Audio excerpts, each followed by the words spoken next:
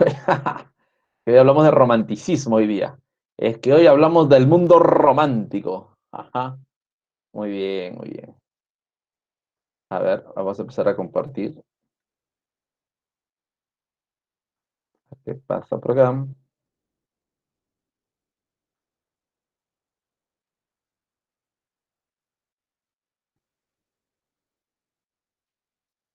Listo, ya está.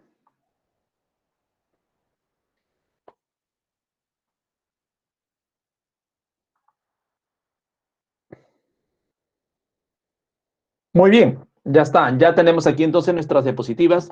Ya empezamos hablando el día de hoy acerca del romanticismo peruano.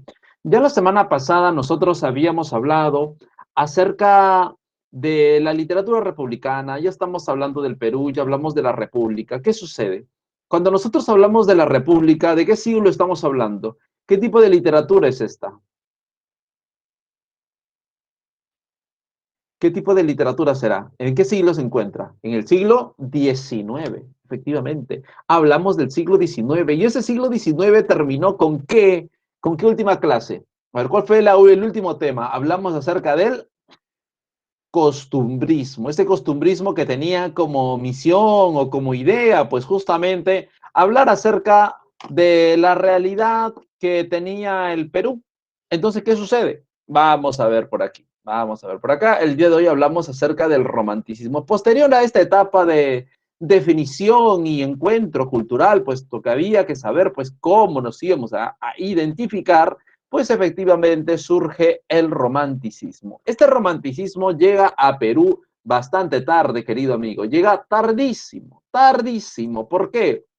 Porque el romanticismo primero surge en Alemania e Inglaterra a finales del siglo XVIII, o sea, a finales de 1700, en el siglo XIX ya está en todo su furor. Sin embargo, llega muy tarde a España. A España llega en promedio de la década del 20, principios del 30, y a Perú todavía llega en 1840. Ya prácticamente cuando los europeos están entrando al realismo, recién nosotros conocemos el romanticismo, como que estábamos un poquito retrasados por allí. Por consiguiente, pues tendremos también la finalidad de otras cosas. Tenemos otro tipo de finalidades, como es el caso de qué? Como es el caso de, ¿no? El romanticismo peruano. Pero nuestro romanticismo también tiene características muy notorias, como por ejemplo, ¿qué cosa? ¿Qué sucede en 1840? Vamos a ver que ocurren actos o sucesos también muy importantes. Por ejemplo, el Perú estuvo a punto de convertirse en una potencia mundial. ¿Cuál fue? ¿Cuál fue la raíz de esa potencia? ¿Qué fue aquello que nosotros teníamos como gran recurso para poder pagar la deuda externa e interna? ¿Cuál era eso? ¿Cuál fue ese recurso? El guano, el auge guanero, lo que más adelante Jorge Basadre llamaría la prosperidad falaz. Así que así que esto pues fue fundamental, fue importante, hasta que lamentablemente esto nos llevó pues a la guerra del Pacífico, por supuesto. ¿Qué ocurre? Pues Chile pues pone sus ojos en este guano y este salitre que tenía el Perú, en estos recursos que tenía para convertirse en una potencia mundial y efectivamente devino en un conflicto. Por consiguiente, si la guerra empieza en 1879, quiere decir que el romanticismo es bastante corto. El romanticismo, ¿cuántas etapas tuvo entonces? ¿Cuántas etapas tuvo el romanticismo? ¿O cuántos años, perdón? Solamente 39. 39 años de romanticismo. En esta época, pues se apeló a un romanticismo muy particular, como es el caso del romanticismo histórico y el romanticismo sentimental. Por ejemplo, podemos hablar de la exaltación del sentimiento, es decir, de la preocupación por la sensibilidad del Perú. Entonces, ¿qué ocurre? Vamos a ver también que hay un interés por el pasado. Ajá, en el Perú fue un periodo muy corto, del año 40 hasta el 79, 39 años. Entonces, ¿qué ocurre? Vamos a ver también que hay una predilección por lo pasado. Si vivimos la época republicana, si vivimos el siglo XIX, ¿cuál será esa etapa? Pues no lo sé. esa etapa en la que efectivamente se hable acerca del romanticismo? ¿Cuál sería? A ver, ¿cuál sería? Pensemos ahí de repente en algunos. A ver, ¿qué idea se nos viene? Si estamos en la República, ¿qué sería lo pasado para los románticos? Anarquía.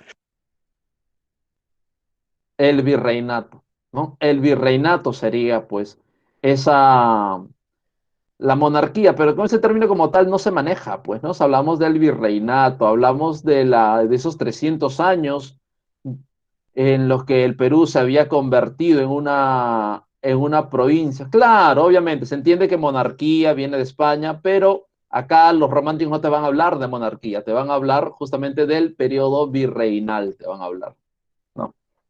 Muy bien. Ahora, ¿qué sucede? Vamos a ver que también se encuentra en ellos un tono totalmente nostálgico. Vamos a ver un tono melancólico, justamente a manera de añoranza de aquel tiempo remoto, aquel tiempo pasado. Este romanticismo, tal y como lo estamos evidenciando, va a ser una clara influencia del romanticismo español. ¿No? Recordemos que hay varios tipos. Tenemos un romanticismo social, un romanticismo histórico, un romanticismo sentimental, un romanticismo mórbido también. En este caso encontramos un romanticismo de influencia totalmente española. ¿Ya? Muy bien. Sigamos entonces, sigamos avanzando. A ver, por aquí. Hablamos también acerca de algunos representantes, como es el caso de Ricardo Palma. Estamos hablando de, en el género narrativo, tenemos las tradiciones peruanas. Pensamos de repente pues, en Narciso Aréztegui con su novela El Padre Orán, en Carlos Augusto Salaverry, ¿no? Quien nos trae pues, este magnífico poemario titulado Cartas a un Ángel, donde aparece el poema más logrado del romanticismo peruano llamado Acuérdate de mí. Asimismo, también tenemos a Nicolás Corpancho con esta obra de teatro llamada El Poeta Cruzado. Estos momentos pues serán vitales, serán representantes importantes de este periodo. Así, por ejemplo, hablamos de Ricardo Palma y en él podemos ahondar mucho en esta parte, en esta biografía. ¿Por qué? Recordemos que Ricardo Palma nace en el centro de Lima, llamándose así, pues, o llamándolo así, el primer limeño, no porque haya sido el primero en nacer luego de la fundación de Lima, no, sería impensable, ya Lima se había fundado hace muchísimo tiempo, sino que más bien, pues Ricardo Palma sería llamado el primer limeño por la forma de retratar la ciudad de Lima y sobre todo desde un periodo ya republicano, ya independiente.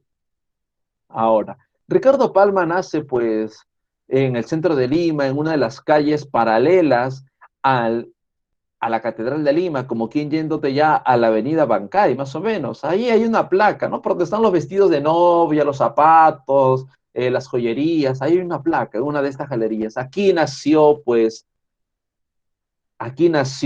Ricardo Palma. Entonces, ¿qué sucede? Vamos a ver que en realidad vamos a tocar ese tema, ¿no? Vamos a ir paso a paso. No es que le haya tenido cólera, simplemente fue una crítica. Es más, elogió el primer poemario, no los heraldos negros, más no el segundo, que sería Trilce. Pero hablar de cólera, la cólera es otro tema, ¿no? La cólera tiene dimensiones diferentes, ¿no? Simplemente decimos que criticó de mala forma el poemario Trilce. Nada más. No, no podemos hablar de cólera aquí. Entonces, ¿qué sucede? Ricardo Palma, pues efectivamente van a ser en una cuna plebeya, no pertenece a la aristocracia, y de hecho no está señalada o no se ha conservado esta casa porque la familia Palma se mudó por muchos lugares en el centro de Lima. Lo que sí se mantiene es aquel recuerdo que el mismo Palma evidenciaría en muchos momentos, es decir, hablaría acerca pues de aquella tía abuela que llegaría por las tardes y que engalanaría y atormentaría a todos los mataperros del vecindario, tal como lo dice Palma, con esas historias de aparecidos, con esas historias de fantasmas, de virreyes, de carruajes, es decir, esas historias, esos relatos orales que más tarde Palma las convertiría en las famosas tradiciones, ¿no? Mira cómo Palma es el que va a recuperar. Palma es aquel que va a recoger todas esas historias del pasado y que llegarían más adelante a nosotros. ¿Qué sucede? ¿Qué ocurre? ¿Qué pasa? Palma, con el paso del tiempo, se convertiría en estudiante de historia, ¿sí? Estudiaría la carrera de historia, no obstante, va a dejar este campo por diversos motivos. Uno, que para poder ser historiador, pues uno requiere de una o cierta objetividad, de un punto de vista muy crítico, y en cambio la realidad de Palma y el estilo de Palma era otro, un estilo mucho más libre, un estilo que le permitía fantasear en algunos momentos, es decir, alejarse de la rigurosidad científica que tiene la historia. Por consiguiente, su estilo se inclinaba más hacia el ámbito literario, motivo por el cual dejaría esta carrera y se evocaría, pues, de todo en la vida bohemia, la vida periodística, porque empieza a trabajar como periodista y en las noches frecuentar aquellas tertulias literarias donde se hablaba de poesía y teatro. Entonces Palma comienza a englobarse con esta bohemia limeña y con el paso del tiempo la política no le sería ajena.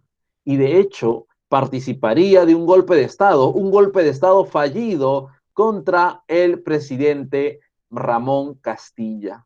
Este golpe de Estado estuvo liderado por quien sería el héroe máximo del combate de 2 de mayo. ¿Quién es el héroe máximo del combate de 2 de mayo, señor? ¿Quién es ese héroe máximo? ¿Te acuerdas? Martín, ¿qué Martín? ¿Qué Martín? Martín San Martín. De 2 de mayo, el combate de 2 de mayo. ¿Él no será quien proclamó la independencia? ¿Qué pasó? ¿Qué pasó ahí? ¿Qué pasó? Héroe máximo del Grau. ¿Grau no será del combate de Angamos? El 8 de octubre. Héroe máximo del combate de 2 de mayo. José Galvez. ¿José Galvez Egusquiza o José Galvez Barrenechea?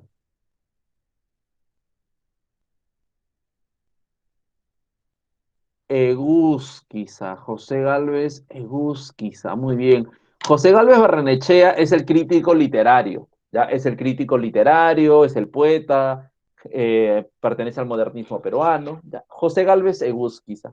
Bueno, este José Galvez pues también intentó dar un golpe de Estado, fallido porque obviamente Ricardo, las fuerzas del orden impidieron que lograsen su objetivo. ¿Y qué sucedió? ¿Qué pasó con Galvez? ¿Qué pasó con Ricardo Palma? Pues fueron desterrados. ¿A dónde los echaron? ¿A dónde los enviaron, señor? Ya, tú ya te imaginas ya. ¿A dónde los enviaron? Fuera del Perú. ¿A dónde los enviaron? ¿Mm? ¿A dónde? A Chile, pues amigo, los destierran a Chile, ahí, chao, adiós. Pasado el gobierno de Castilla, pues ya se rompe también con este destierro. Y Palma regresa, pues efectivamente, regresa a Egusquiza, y más bien ahora José Gálvez sería nombrado ministro de guerra, lo que hoy conocemos más o menos como ministro del Interior. Y en ese periodo en que se está viviendo un excelente auge económico, los españoles nuevamente ponen sus ojos en Perú, nuevamente deciden regresar, y al regresar, ¿no? Deciden atacar, ¿no? Atacar, retomar el Perú. Claro, se han enterado que Perú tiene mucho dinero. Entonces, los españoles se han enterado que Perú tiene un recurso que ellos no habían visto y que con ese recurso están pagando pues a toda Europa. ¿Qué ocurre? ¿Cuál es ese recurso? Tú ya sabes, el guano de las islas. Ese guano, señor, ya había sido usado por el peruano antiguo, por el peruano prehispánico. O sea, los incas ya lo habían utilizado, pero cuando llegaron los españoles, no le prestaron la más mínima intención. Para ellos solamente valía el oro y la plata, nada más. No pensaron nunca en este fertilizante natural. ¿Y qué sucede? Pues las montañas, esas islas guaneras, ¿Sabes a cuánto habían ascendido, querido amigo? A más de 300 metros. O sea, imagínate que durante 300 años esas aves guaneras habían estado, ¿cómo te digo? Pues almacenando todo este recurso durante 300 años, que se habían formado montañas de 300 metros de altura. ¿Ya sabes de qué cosa? O sea, hasta arriba, hasta arriba. Dios mío, 300 años, pues ininterrumpidos. ¿Qué ocurre ahora para extraer todo eso? Eso hizo que los españoles nuevamente pues dijeran, oye, nos falta sacar esto, nos falta explotar esto. Y llegaron, amanecieron en el puerto del Callao un 30 de abril de 1866. Mira, llegaron al puerto del Callao de 1866 y no atacaron sino hasta, ojo, no atacaron sino hasta el 2 de mayo. ¿Por qué esperaron 2 días, señor? ¿Por qué esperaron 2 días? Cuéntame. ¿Por qué esperaron 2 días? ¿Por qué no quisieron atacar? Cuéntame, cuéntame.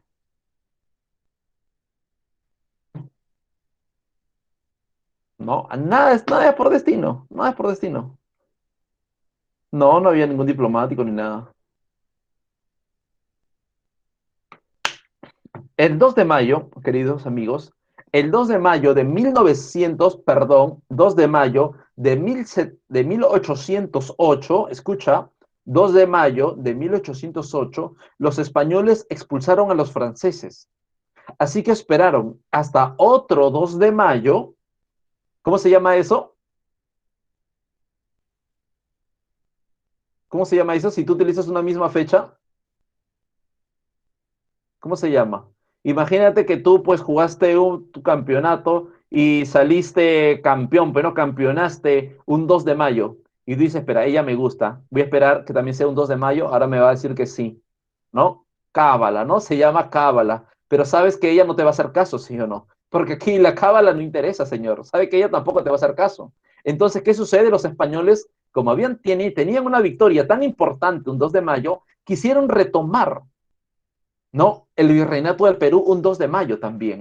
Pero ¿qué cosa ocurrió? ¿Qué cosa ocurrió? Tampoco, pues, así como ella tampoco te hizo caso, los españoles tampoco pudieron tomar el puerto del Callao. ¿Y qué ocurrió, querido amigo? ¿Qué pasó? ¿Quién estaba peleando? Obviamente José Gálvez, ya lo dijiste. ¿Y quién era su secretario personal? Ricardo Palma. Y cuando Gálvez envía a Palma, ordena a Palma de que envíe un telégrafo a Lima informando la situación, Palma apenas ha salido del Torreón de la Merced, donde se encontraba luchando, sale del Torreón e inmediatamente cae una bala de cañón y el cuerpo de Gálvez vuela en 1000 pedazos. O sea que Ricardo Palma iba a pasar por lo mismo, iba a ocurrir, iba a pasar por lo mismo, queridos amigos. ¿Qué opinan? Terrible. Bueno, las fuerzas del Perú evitaron que los españoles tomaran la posición nuevamente. Chao, españoles, ahora sí de manera definitiva, ahora sí de verdad. Palma pues regresa, se sigue dedicando al periodismo, al teatro, a la poesía. Sin embargo, ya con ciertos años encima, decide irse a vivir lejos de Lima. ¿A dónde se va a vivir? ¿Cuál es la parte más lejana? Se va a vivir a un balneario a las afueras de Lima. ¿A dónde se va?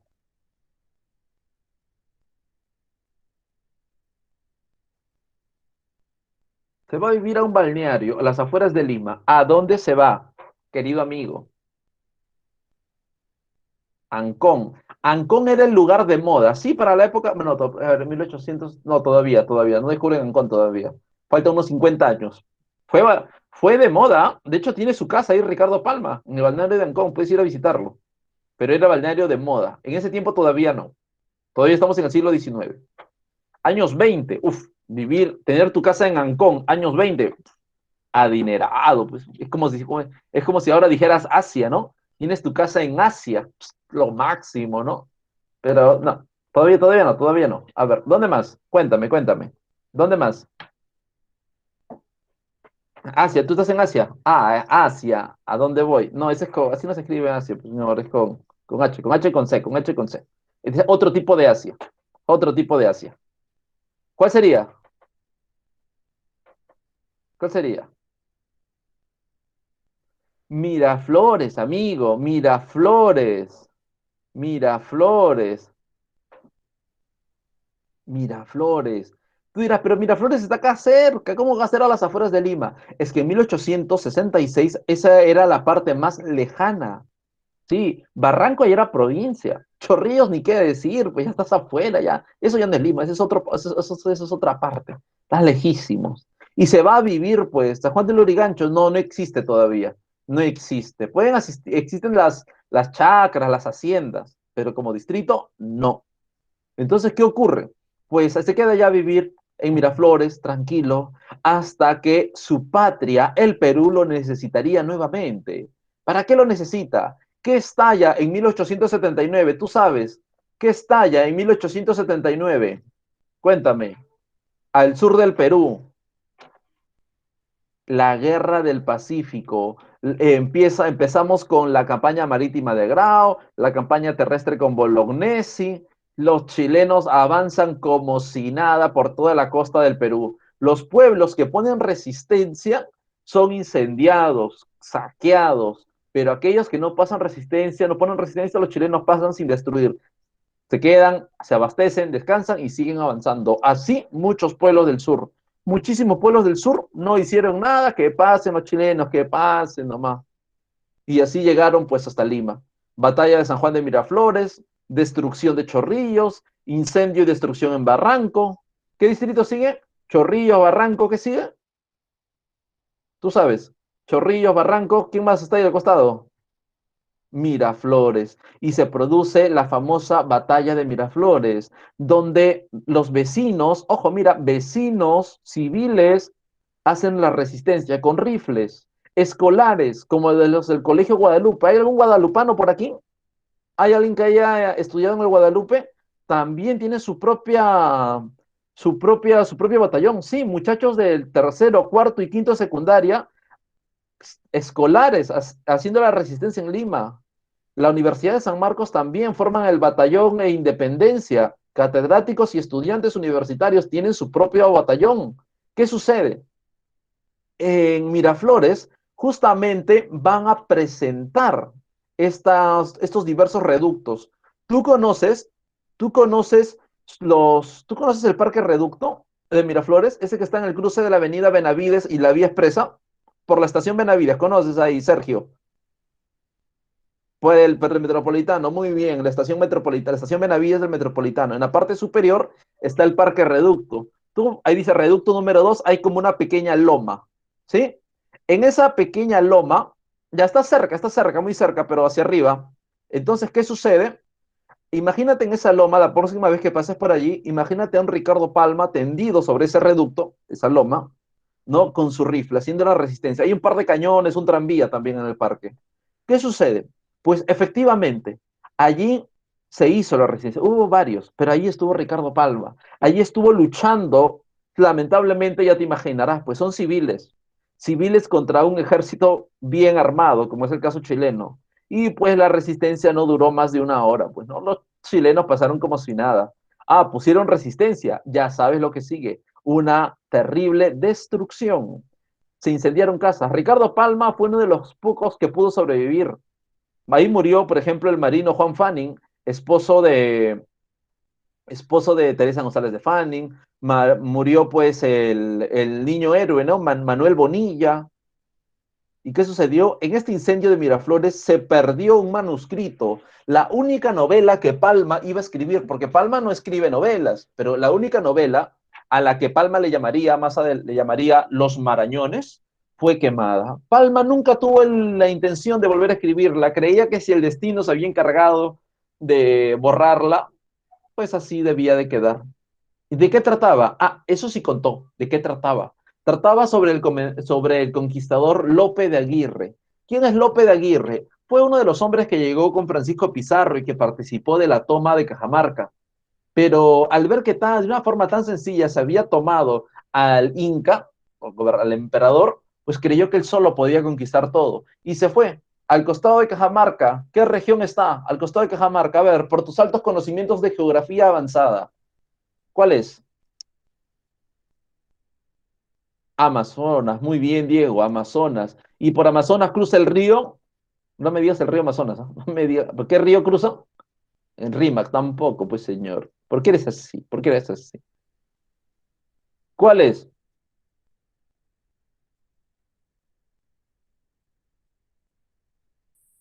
No, Palma no hizo eso. Palma no hizo eso. Ya, a ver, regresemos, regresemos. ¿Quién es? Eso que tú dices, Alexander, fue González Prada, no fue Palma. ¿Cuál es? Cuéntame, cuéntame. El río Marañón, pues amigo, el río Marañón, el que cruza. Por eso es que titula su libro Los Marañones. ¿Qué sucede con Lope de Aguirre? El peor de todos. El Uctubamba, claro, pues no hay nadie de Bagua, ¿no? No hay nadie de Bagua que no se haya bañado en el Uctubamba, ¿sí o no? ¿Tú qué dices, Diego? ¿Será verdad o es mentira? Claro, no hay, si no es de Bagua, no, si no se ha bañado en el Uctubamba, no es de Bagua, así de simple. Ah, no eres de Bagua, pero igual te has bañado ahí, igual te has bañado en el Uctubamba, ¿cierto? Ah, ya, ya somos dos, ya somos dos. Muy bien, entonces, ¿qué sucede? Pues efectivamente, los marañones, o sea, los hombres que habitaban al margen del río Marañón, pues destrozaron a Lope de Aguirre. Nada que el más fiero de los españoles, igualito, nomás le sacaron el ancho. Sí, a él y a todos sus hombres, ¿no? Por eso, y de eso se trataba, cuenta Palma. Bueno, llegó la ocupación chilena, se quedaron allí, se fueron luego del Tratado de Ancón y ahora había una misión importante, reconstruir el país. Y a Palma el, le dan el cargo de director de la Biblioteca Nacional. Con este cargo de director de la Biblioteca Nacional, efectivamente vamos a ver que hay un interrogante. ¿Qué biblioteca? Si la biblioteca está destruida.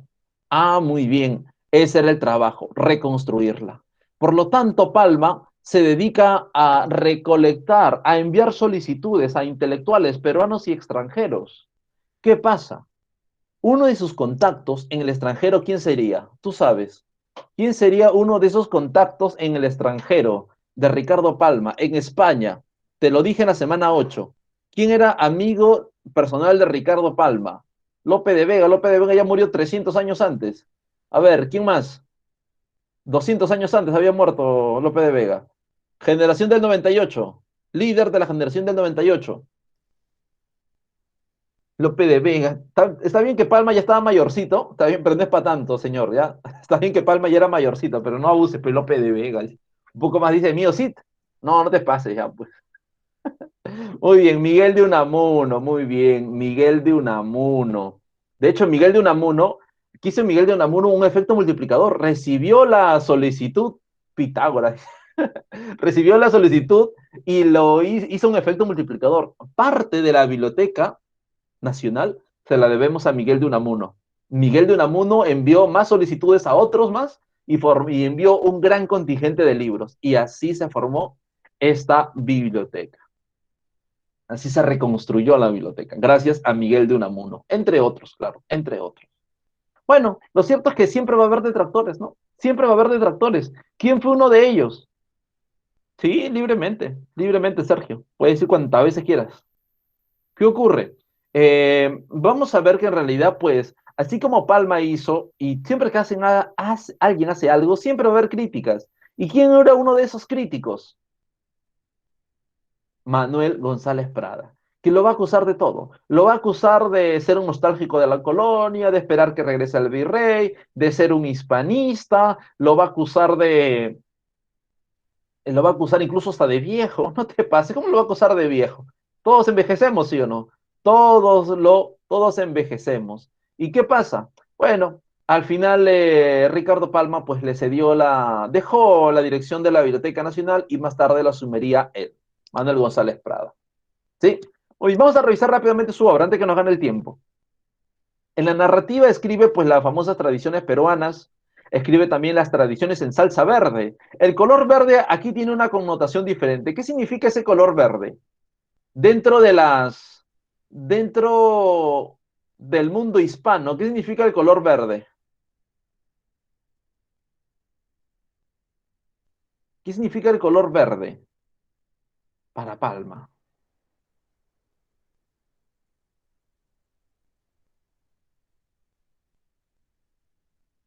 Ya, pero por eso pregunto, ¿qué significa el color verde? Tradiciones en salsa verde. Hace referencia al mundo erótico. Lo verde en el mundo hispano hace referencia a lo erótico. Por eso es cuando ves a un señor ya muy mayor, no tratando de cortejar pues a una chiquilla, ¿qué le dice? ¿Viejo qué? Viejo verde, le dice, ¿no?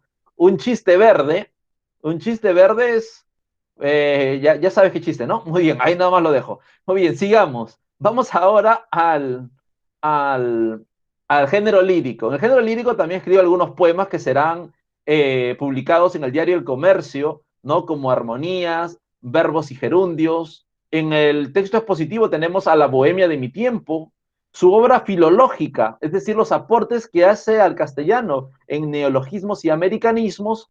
También tenemos papeletas lexicográficas y en su obra histórica, porque desarrolló también la investigación histórica, tenemos Anales de la Inquisición de Lima y también pues Monteagudo y Sánchez Carrión.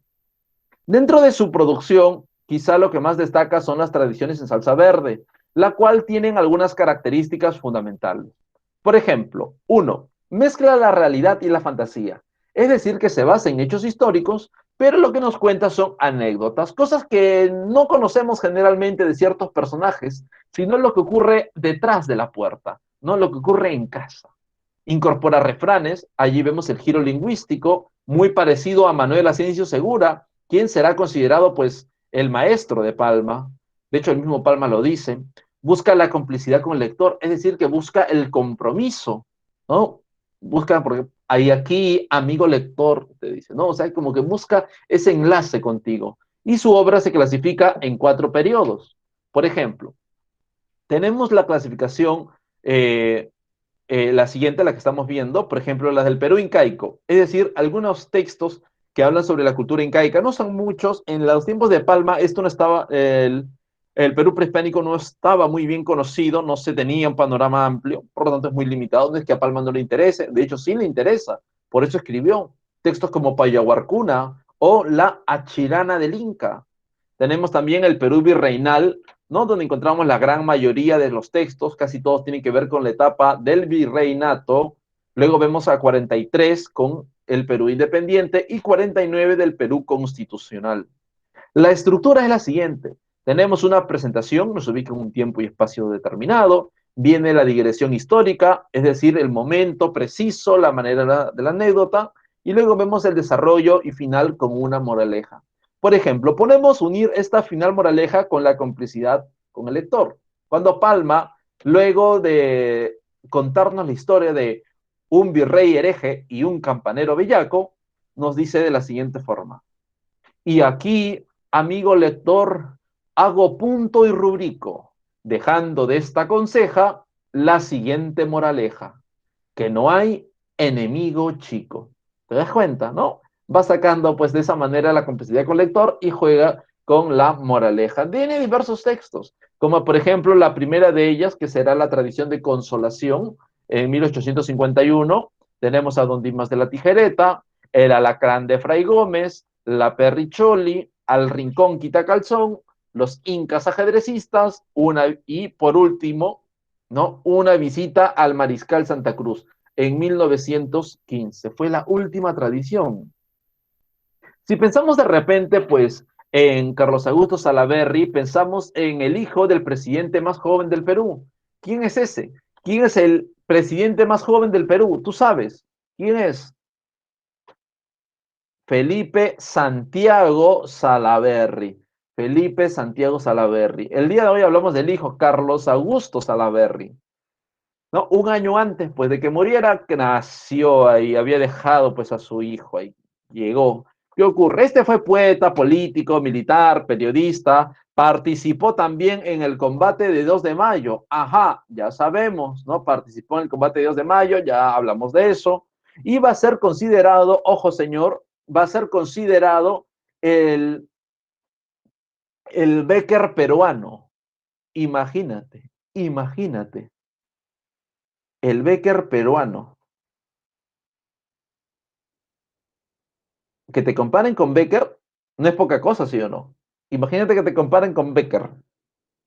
Imagínate, señor, estamos hablando de palabras mayores. Dentro de sus textos, ¿no?, que más destacan, tenemos Cartas a un ángel, donde se trabaja el recuerdo de la amada, ¿no? Tiende justamente a la melancolía, a ese amor ausente, a la nostalgia, y donde se incluye pues el poema Acuérdate de mí.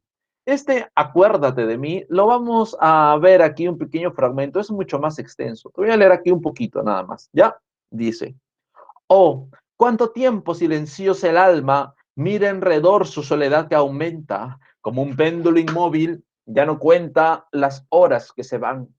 No siente los minutos cadenciosos a golpe igual del corazón que adora, esperando la magia embriagadora de tu amoroso afán.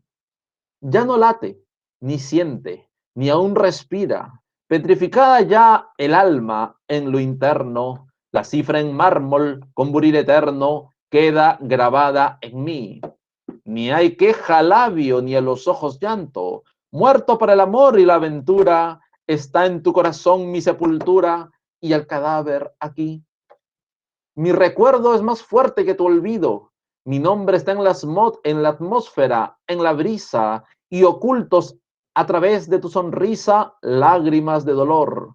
Pues en mi recuerdo tu memoria salta, y a pesar tuyo por mi amor suspiras, y hasta el ambiente mismo que respira te repite mi amor. Oh, cuando vea en la desierta playa con mi tristeza y mi dolor a solas, el vaivén incesante de las olas, me acordaré de ti. Cuando veas un ave solitaria cruzar el mar en moribundo vuelo, buscando un nido entre la mar y el cielo, acuérdate de mí. Oye, ¿no? O sea, totalmente trabaja el tema nostálgico, el tema de la ensoñación, etc. Muy bien, sigamos. Ahora hablamos del realismo. Hablamos del momento posterior a la guerra. Una vez que llega la guerra y lo destruye todo, ya nadie piensa en el mundo romántico. Ahora más bien tenemos otro momento. Vemos un momento en que en historia tú lo estudias como la etapa de la reconstrucción nacional. Aquí en literatura lo vemos como el realismo. Este realismo pues tiene como fin presentar pues las distintas falencias y las causas que provocaron la derrota del Perú. Digo presentar las causas porque en realidad eh, cuando empezó este conflicto, Perú era el favorito. ¿Sí? Perú era el favorito, querido amigo. ¿Y qué ocurrió? ¿No? Cuando empezaron estos conflictos y todo era allá en el sur, allá en Antofagasta, en Iquique, en Arica, en Tarapacá, o sea, todo era al sur. Que llegue aquí a Lima, uy, imposible, eso jamás, eso es en el sur. ¿Y qué ocurrió? En menos de lo que se pensaba, en un año ya todo se había trasladado a Lima. Ya la ocupación chilena ya se había dado. Entonces, más bien Chile era un país pequeñito, no era favorito. Pero ¿qué fue? ¿Qué ocurrió? La corrupción de toda la vida, la falta de compromiso, los pueblos que decidieron mantenerse al margen, ¿no? Y no hacer una resistencia y dar paso libre. Presidentes como Pierola, ¿no? Que dio un gran discurso, engalanó a todos y se fue a comprar armamento. Se fue, ya vengo, voy a comprar armas.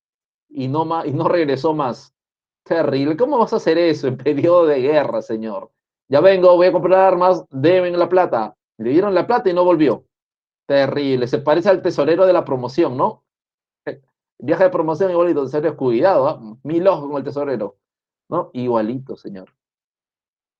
No, mira esto, por ejemplo, aquí tenemos el repase, ¿no? Este ataque, tenemos acá también la respuesta, otro de las pinturas icónicas.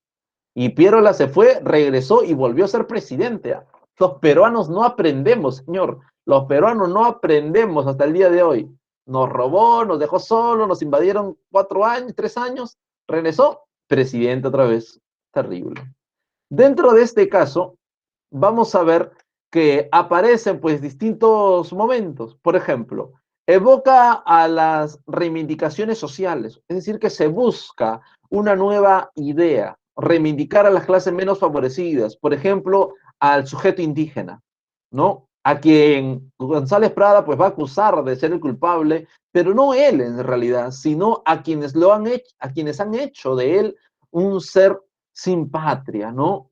Es decir, Por lo tanto, busca que renovar ideológicamente el país, devolverle ese prestigio al hombre indígena y hacerlo peruano, porque parece que peruano sea solamente la clase aristócrata y no los demás. Vamos a ver también que se busca con mucha objetividad. Ya la subjetividad no, la subjetividad es de los románticos.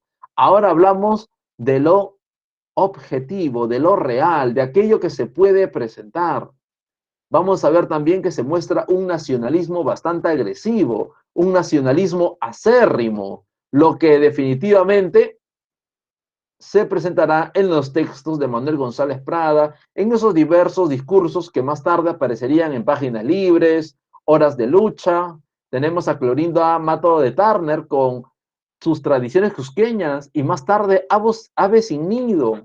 Recordemos que Clorinda, pues en un primer momento fue discípula de Ricardo Palma, así que la primera parte de su obra es romántica, por eso vemos tradiciones cusqueñas como tratando de emular lo que hizo Ricardo Palma en sus tradiciones peruanas, y más adelante Ave sin Nido, que más bien tiene un sentido mucho más realista. ¿Qué pasó, profesor? ¿Por qué pasó de su maestro Palma a su maestro González Prada? ¿Qué ocurrió? ¿Pasó de año o qué cosa? Es que en realidad vamos a ver que Clorinda Mato de Turner poco a poco se va haciendo mucho más representativa y tiene deseos de participar no solamente como escritora, sino también como política. Y eso es lo que no le gustó a Ricardo Palma, ¿no? Ricardo Palma sí un poquito machista en ese aspecto, ¿no? Pero era el pensamiento de la época, ¿no? Los tiempos han cambiado. Y pues como por ahí hubo un pequeño rocecillo, ¿no? Como que no le gustó la idea, más bien Clorinda empezó a seguir a Manuel González Prada, quien sí tenía una visión mucho más amplia de este asunto. También tenemos a Mercedes Cabello de Carbonera con novelas como El Conspirador y Blanca Sol. Siguiente. Vamos a hablar de González Prada. González Prada, pues de alguna forma nace en el seno de una familia aristócrata, aunque siempre va a renegar de ello, va a fundar el círculo literario que más adelante pasaría a llamarse perdón, que más adelante se convertiría en el partido Unión Nacional y será director de la Biblioteca Nacional. Ricardo Palma, pues va a ser el principal punto a quien ataque. González Prada lo va a atacar mucho, como te dije, lo va a acusar incluso de estarse muriendo, lo va a acusar de viejo, lo va a acusar de todo, querido amigo. ¿Y qué sucede? ¿Quién se murió primero? Lo acusaba de viejo y, y González Prada se muere primero. Terrible, ¿sí o no? El viejito Palma hizo resistencia, pues, ¿no? De viejo, viejo, viejo, y González Prada se murió un año antes. Terrible. González Prada nos presenta un nacionalismo muy agresivo, pero al mismo tiempo su poesía se afianza en la tradición alemana y la tradición francesa, ¿no? Entonces como que ahí pues rompe, ¿no? O sea, habla del nacionalismo y admira a los alemanes, a los franceses, bueno, no sé. Aunque no quiere decir que su poesía sea mala, es buena también. Dentro de la narrativa vamos a ver aquí a Páginas Libres, bueno, más que narrativo expositivo en realidad. Tenemos a Páginas Libres, Horas de Lucha, Anarquía. Son discursos que irán apareciendo en diversos escenarios. Dentro de la obra lírica tenemos a Minúsculas, Presbiterianas y Exóticas y los famosos triolet. Su poesía, como te dije, tanto como su narrativa, pues tiene características muy interesantes. Número uno, presentan un ferviente nacionalismo, su lenguaje será preciso, virulento, hace una crítica muy ácida, tiene el espíritu positivista. ¿Qué cosa quiere decir esto? Que va a apoyar el desarrollo de la industria, ¿sí? Y va a ser precursor del indigenismo. No se le puede llamar indigenistas ni a él ni a Clorinda Mato de Turner. ¿Por qué? Porque el indigenismo como tal será todavía en el siglo XX. Lo que hacen estos señores, pues en realidad ser los precursores o presentar pues una visión muy particular, es decir, de presentar pues ¿cómo te digo? Una visión muy paternalista o maternalista, según sea el caso. Es decir, una visión protectora con el sujeto indígena, una visión idealizada. Ya más adelante, pues, Ciro Alegría o de repente José María Arguedas presentarán, pues, otros momentos también. Luego tenemos Y también sería precursor del modernismo literario. Quizá no un modernismo como lo que hace Rubén Darío, no, no es un modernismo así, sino con matices muy particulares. Por eso se llama el precursor de este momento. Por ejemplo, mira, este es un ejemplo de poema modernista o premodernista. ¿Ya? A ver, ¿qué sucede ahí? ¿Sí? Miguel, ¿hay una pregunta? ¿Qué pasó? Muy bien, vamos a ver aquí, ¿ya? Por ejemplo, dice, el amor, dice, si eres un bien arrebatado al cielo, ¿por qué las dudas? El gemido, el llanto, la desconfianza, el torcedor quebranto, las turbias noches de febril desvelo. Si eres un mal en el terrestre suelo, ¿por qué los goces, la sonrisa, el canto, las esperanzas, el glorioso encanto, las visiones de paz y de consuelo? Si eres nieve, ¿por qué tus vivas llamas? Si eres llama, ¿por qué tu hielo inerte? Si eres sombra, ¿por qué la luz derramas? ¿Por qué la sombra si eres luz querida? Si eres vida, ¿por qué me das la muerte? Si eres muerte, ¿por qué me das la vida? No, vamos a ver que estos versos están encadenados, ¿no? Por ejemplo, mira, cielo rima con desvelo, ¿no? Y consuelo, quebranto con canto y encanto, ¿no? Desvelo, suelo y consuelo. Llamas con derramas, inerte con muerte, ¿no? Y querida con vida. ¿Te das cuenta? Están encadenados. Emplea esa dulzura, esa suavidad en sus textos. Este es precursor del modernismo. Tenemos también a los famosos triolet. Estos triolet, llamados así, porque tienen la musicalidad de repetirse, cada tres estrofas se van a ir repitiendo. Cada tres, tres, tres. Por ejemplo, dice, algo me dicen tus ojos, mas lo que dicen no sé. Entre misterios y sonrojos, algo me dicen tus ojos. Vibran de desdenes y enojos o hablan de amor y de fe. Algo me dicen tus ojos, mas lo que dicen yo no sé. Mira, uno, dos, repite. Uno, dos, repite. Es un triolet. Dos, para verme con los muertos, ya no voy al campo santo. Busco plazas, no desiertos. Para verme con los muertos, corazones hay tan yertos. Almas hay que yenden tanto. Para verme con los muertos, ya no voy al campo santo. Mira, uno, dos, repito. Uno, dos, repito. Ya, ese es un triolet. Los encuentras también en el Cantar de los Nibelungos. Ahí también es muy preciso. Campo Santo. ¿Qué es el Campo Santo, señor? ¿De qué hablas cuando hablas de Campo Santo? ¿De qué hablamos cuando hablamos de Campo Santo? Cementerio. Ajá, el cementerio. Y dice, mira, para verme con los muertos ya no voy al cementerio. Busco plazas, no desiertos. O sea, a quién hace referencia eso? ¿A quién hacen referencia? A Palma, pues a Palma y a toda su generación. Mira tres, mira el triolet, el LED 3, dice. Los bienes y las glorias de la vida o nunca vienen o nos llegan tarde. Lucen de cerca, pasan de corrida. Los bienes y glorias de la vida, triste del hombre en la edad florida. Coger las flores del vivir aguarde. Los bienes y las glorias de la vida o nunca llegan o nos llegan tarde. Nuevamente, no los bienes. Uno, dos, repite. Uno, dos, repite. Ahí está. Vamos a ver ahora aquí este pequeño fragmento de Páginas Libres, ¿no? Este discurso que fue escrito a solicitud de los jóvenes, a solicitud de un grupo de jóvenes estudiantes del famoso convictorio de San Carlos, que quisieron realizar un gran número de conferencias, ¿no? A los que había que pagar, ¿no? Y con ese dinero recaudado, con esos fondos, recuperar Arica, ¿no? Recuperar Tacna, Arica, pagando, querían juntar dinero con los discursos. Y pues una de las personas encomendadas fue Manuel González Prado. Mira qué nos dice. Señores, los que pisan el umbral de la vida se juntan hoy para dar una lección a los que se acercan a las puertas del sepulcro. Las fiestas que presenciamos tienen mucho de patriotismo y algo de ironía.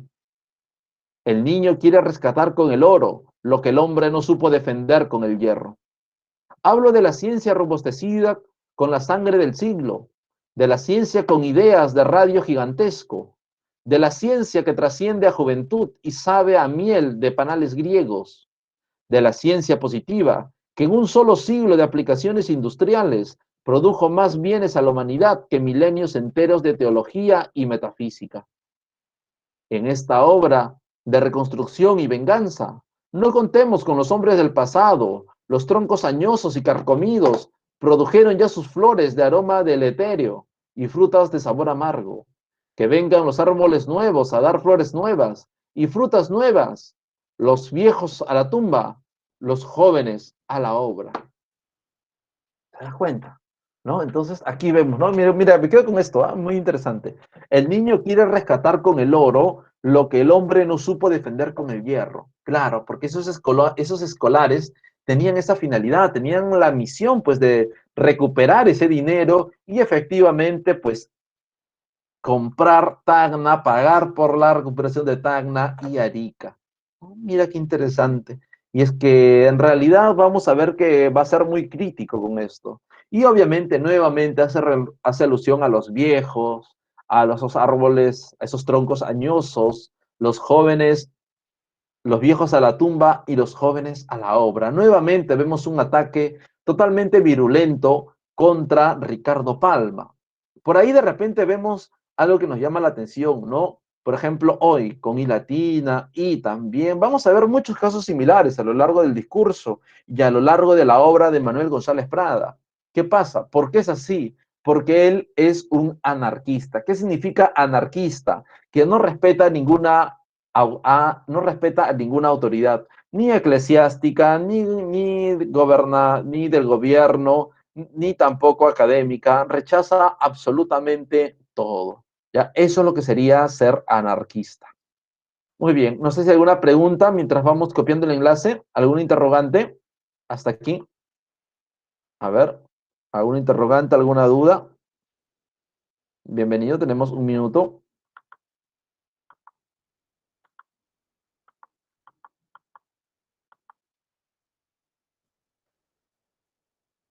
Sí, sí, sí, definitivamente.